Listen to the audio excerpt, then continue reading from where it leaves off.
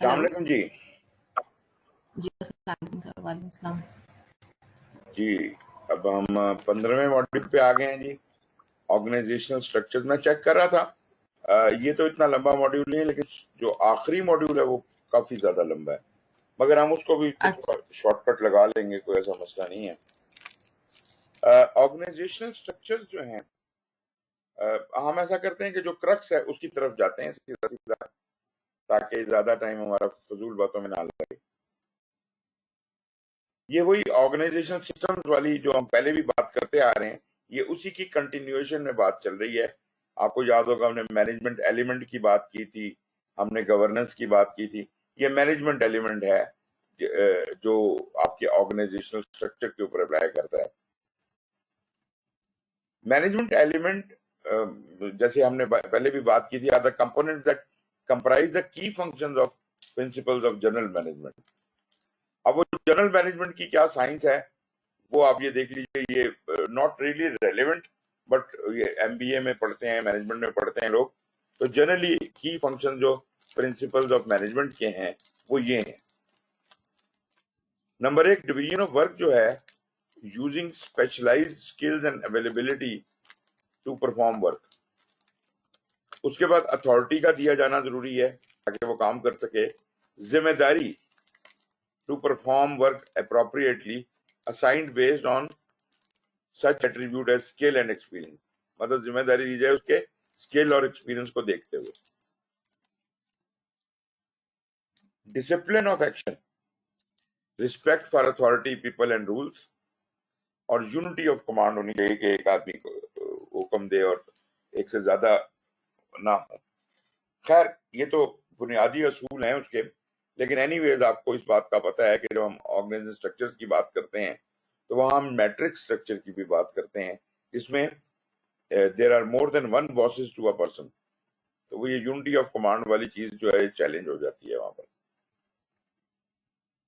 फिर जनाब इसमें यूनिटी ऑफ डायरेक्शन है, one plan and one head for a group of activities with the same objective. General goals of organisation take precedence over individual goals. मतलब जाती targets नहीं होंगे, बल्कि जो जनरल गोल्स हैं वो organisational. Paid fairly for work perform, that is very important. जिस बंदे को से आप काम ले रहे हैं उसको उसके हक के मुताबिक पे किया जाना चाहिए। ऑप्टिमल यूज ऑफ रिसोर्सेज, ये बड़ी इंपॉर्टेंट है कि रिसोर्सेज जो हैं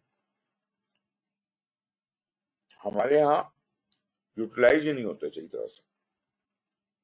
स्पेशली गवर्नमेंट ऑफिस के अंदर सुबह एक आदमी चला गया ऑफिस में, पूरा दिन वो टके का काम नहीं करेगा, सिर्फ ऑफिस में प्रेजेंट रहेगा, तो ये भी नौकरी है।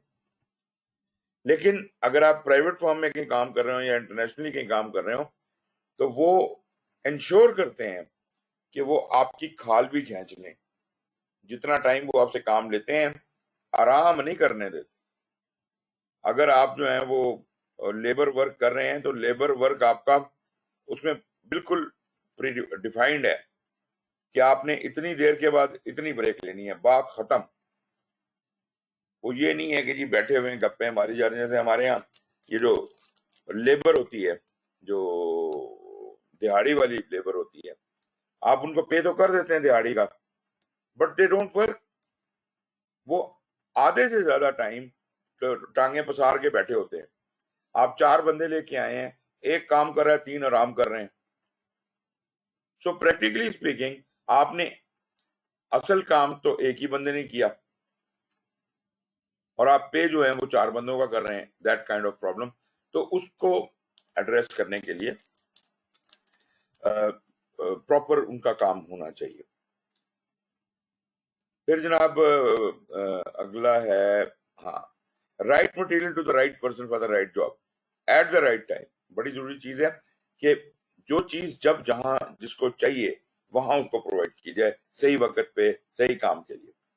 Fair and equal treatment of people in the workplace, clear security of work positions, safety of person in the workplace, open contribution to planning and execution by each person. मतलब सबकी participation होनी चाहिए, एक आदमी का plan नहीं होना चाहिए। और ऑप्टिमल मोरल, ये तो लीडरशिप का इशू है कि मोरल को बिल्कुल पीक पे रखना। अच्छा मैनेजर होगा तो वो लोगों को इंस्पायर करेगा। Performance of these management elements are assigned to selected individuals in the organization. These individuals may perform the noted functions within various organizational structures. For example, in a hierarchical structure, there are horizontal and vertical levels within the organization. फिर इसको मेरा ख्याल है छोड़ें, आगे चलें। Organisation structure की types पे आ जाते हैं। ओके, अब यहाँ इस डायग्राम में, इस चार्ट में देखें, ये थोड़ा आपको क्लियर नजर नहीं आएगा, मैं आपको जनरली बता देता हूं कि एक तो वो ट्रेडिशनल हायरार्किकल स्ट्रक्चर है, ऊपर सीईओ बैठा है, उसके नीचे जनाब डिपार्टमेंट हेड्स बैठे हैं, फिर उनके नीचे उनका अपना स्टाफ बैठा हुआ है। ये क्लासिकल ऑर्गेनाइजेशन स्ट्रक्चर है। लेकिन ये जो क्लासिकल ऑर्गेनाइजेशन स्ट्रक्चर है, ये फंक्शन या ऑपरेशंस बेस्ड है। ऑर्गेनाइजेशन के ऑपरेशंस को स्मूथली चलाने के लिए ये डिजाइंड है।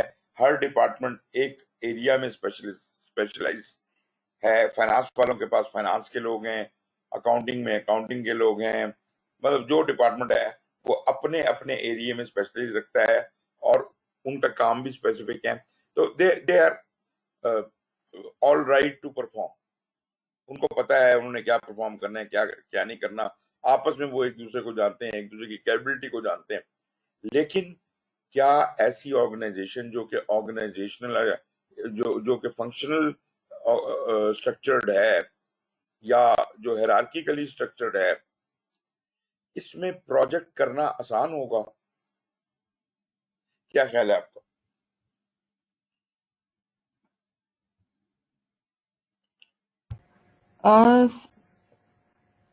सर मेरा ख्याल है कि अगर वो है स्ट्रक्चर्ड है तो आसान होगा प्रोजेक्ट करना, कि सबको अपनी डोमेन्स पता है।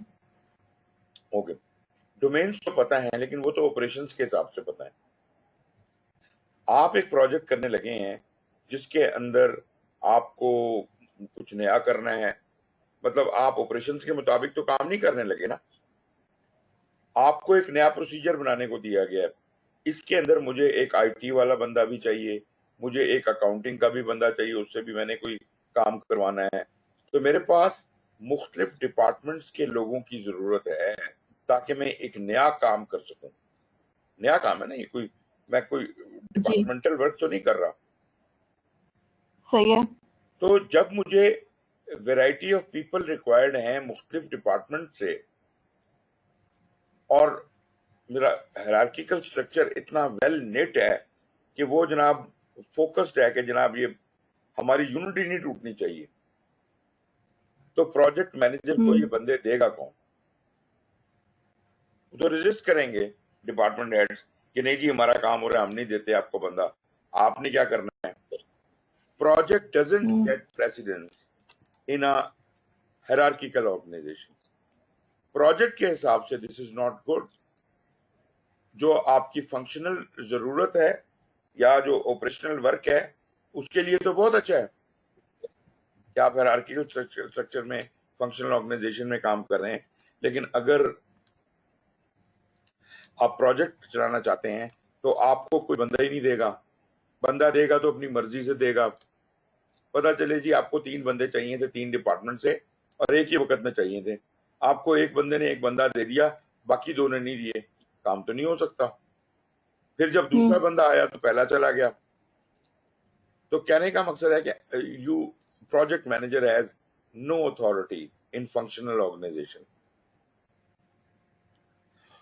प्रोजेक्ट मैनेजर क्या कहता है, वो ये चाहता है कि जी मुझे आप काम दे दें और बंदे दे दें और डेडिकेटेड रिसोर्सेज हों मेरे पास, तब मैं काम बेहतरीन करके दिखाऊंगा। और वो सही जी, भी कहता है। ऐसी इन्वायरमेंट अगर उसे दे दी जाए और वो किसी और को जवाबदेह होने के बजाय डायरेक्टली जो चीफ एग्जीक्यूटिव ऑफिसर है उसी को जवाबदेह हो, मतलब प्रोजेक्ट को भी थोड़ी इंपॉर्टेंस मिल गई है, प्रोजेक्ट प्रायोरिटी में ऊपर आ गया है, तो इस सूरत में तो ऑपरेशंस अगर सेक्रीफाइस भी करने पड़ते हैं, उनका काम स्लो भी होता है, तो लोग प्रोजेक्ट को प्रेफर करेंगे। दिस काइंड ऑफ स्ट्रक्चर जिसमें project manager he the boss है और उसको जो चाहता है वो रिसोर्सेज मिले हैं, जो पैसे हैं, जो बजट है वो उसे मिला है, तो ऐसा स्ट्रक्चर जो है इसको हम प्रोजेक्टाइज स्ट्रक्चर कहते हैं।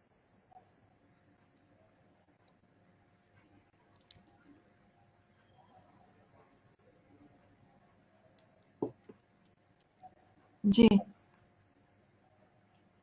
पहले वाला फंक्शनल था, ये प्रोजेक्टाइज है। इन दोनों के दरमियान एक और तरह का स्ट्रक्चर है जिसका मैंने जिक्र पहले किया था, वो कहलाता है मैट्रिक्स स्ट्रक्चर। मैट्रिक्स स्ट्रक्चर में इस तरह से किया जाता है, अब यहां मेरे पास उसके डायग्राम्स नहीं है, वरना मैं आपको दिखाता तो बहुत आसानी से समझ आ जाता। मैट्रिक्स स्ट्रक्चर में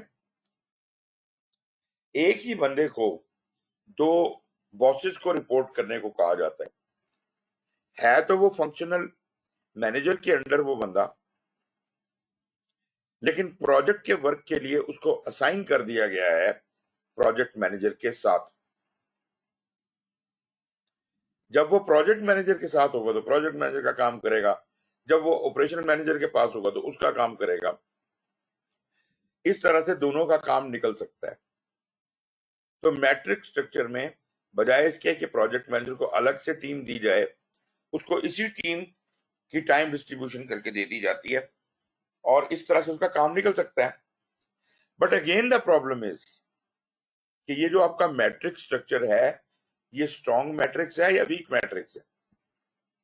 अगर तो वीक मैट्रिक्स होगा तो फंक्शनल मैनेजर की ज्यादा चलती होगी and therefore he can delay और रिटेन द पर्सन जिसने प्रोजेक्ट पे आना था। फिर वही मसला, पहले तो खैर हमें पता ही नहीं था कि कौन आएगा काम पे, अब हमें पता है कि ये बंदा आएगा, हमें ये असाइन हो चुका है, लेकिन समहाउ ऑपरेशनल मैनेजर ने, फंक्शनल मैनेजर ने बॉस को कन्विंस कर लिया कि सर उसका काम ज्यादा इंपॉर्टेंट है, तो प्रोजेक्ट सेक्रीफाइस हो जाएगा। This structure is called a weak matrix structure, जहां पे प्रोजेक्ट वीक हो जाता है।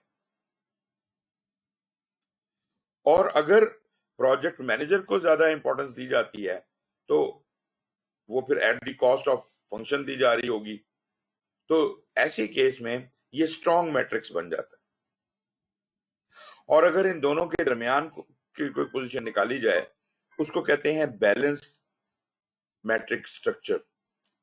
बैलेंस मैट्रिक्स में ये है कि प्रोजेक्ट मैनेजर और फंक्शनल मैनेजर आपस में कुछ इस तरह का एग्रीमेंट कर लेते हैं कि कौन कौन से टाइम के ऊपर हम मतलब एक दूसरे के साथ एक दूसरे को सपोर्ट करते हैं और इस तरह दोनों का काम निकल आता है इत्तेफाक के साथ। तो बुनियादी तौर पे तो ये 5 स्ट्रक्चर्स हैं: functional, weak matrix, balanced matrix, strong matrix और प्रोजेक्टाइज्ड। और एक इन सबको मिला जुला के, मतलब ये तो है क्लासिकल स्ट्रक्चर्स हैं, ये फिजिकली एज सच किसी एक फॉर्म में एग्जिस्ट नहीं करते कि एक पूरी ऑर्गेनाइजेशन फंक्शनल हो, एक पूरी ऑर्गेनाइजेशन जो मैट्रिक्स हो, ऐसा नहीं होता। होता क्या है कि ऑर्गेनाइजेशन का एक पोर्शन, वैसे बुनियादी तौर पे ये फंक्शनल है, लेकिन एक डिपार्टमेंट प्रोजेक्टाइज्ड है, फलानी जगह पे स्ट्रॉन्ग मैट्रिक्स एग्जिस्ट करता है, किसी और डिपार्टमेंट में कोई और चीज। तो मतलब यू विल सी कि एक ही ऑर्गेनाइजेशन में आपको एक से ज्यादा ऑर्गेनाइजेशन स्ट्रक्चर की झलकियां नजर आएंगी। And such a organization which has more than one flavours is called a compound organization structure। ये जो ऑर्गेनाइजेशन स्ट्रक्चर है ये कंपोजिट या कंपाउंड ऑर्गेनाइजेशन स्ट्रक्चर कहलाता है। खैर, इसके अलावा भी कुछ यहाँ पे जो चार्ट दिया गया है, इसमें और भी कुछ इसके अलावा भी चीजें दी हुई हैं। पहला उसने कहा है ऑर्गेनिक और सिंपल।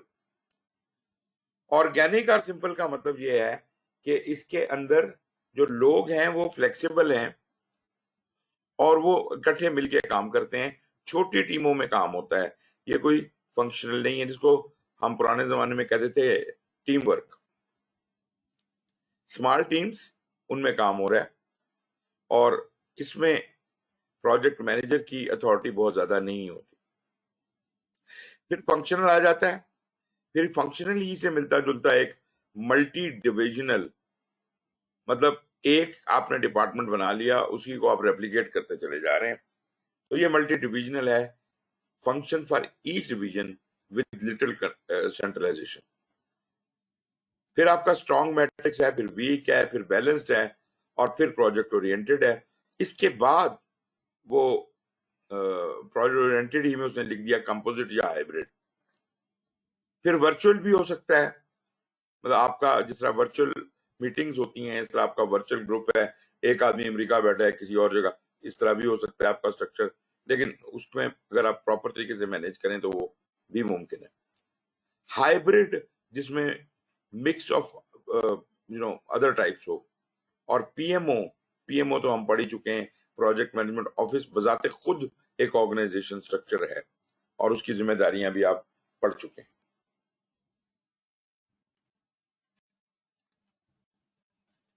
खैर जी, ये आप अपने तौर पे इनको देख लीजिएगा, ये इसकी रिस्पॉन्सिबिलिटीज वगैरह, factors in organization structure selection. मैं बता देता हूँ थोड़ा सा आपको, ये कितने फैक्टर्स ने दिए हुए हैं।